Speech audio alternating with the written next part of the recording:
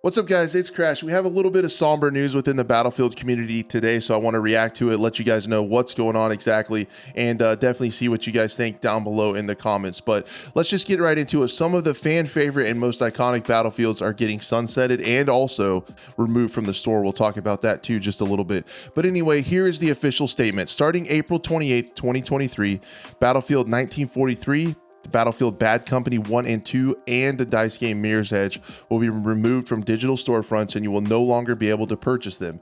This is in preparation for the retirement of online services for these titles, which will happen on December 8th, 2023. For Bad Company 1 and 2 and Mirror's Edge, you can still continue playing them and use their respective offline features such as the single player campaign. So I have a few questions and some thoughts on this, and the biggest question to me is if the single player aspect of these iconic games is still playable, why would you remove them from the store? It seems like you could do them at a discounted price so people could go check them out for nostalgia's sake, for history of the franchise, and re-experience some of these iconic titles and iconic stories from the franchise. I don't get why we'd have to remove them from the store.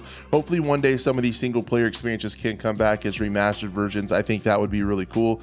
The other thing is, I get why they're doing this, right? There's probably not a large, if any, player base. I would love to know in the comments below if you guys are still playing this, or if you know if anybody is still playing some of these older games in a multiplayer fashion. Servers are expensive and support is expensive and maintaining those, so I get why they're having to do this from a business standpoint. But what this really does for me is incredibly amplify the need for these maps to come to Portal.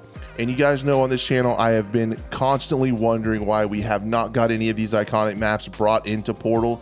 Like they said when it launched, that this was just going to be the beginning for Portal at launch. And that made us think, you know, that kind of insinuated that we're going to get some more maps and stuff. And I think that would be the perfect way to immortalize these games going forward, and I hope that is still a possibility potentially in the next title. We know that Ripple Effect is still working on something, so having a way to go back and experience some of these game modes in a modern engine and modern server performance and everything like that would be really cool. And this is one of the things that I was mostly excited about when Portal came out, right?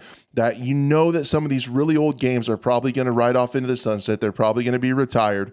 Why would you not immortalize them in Portal? I thought Portal was the perfect way to experience older content in a new way and keep that stuff alive. And this just incredibly echoes that sentiment that we have to have this stuff come to Portal. It doesn't make sense not to bring it into Portal and let people use it in the new game and in new ways.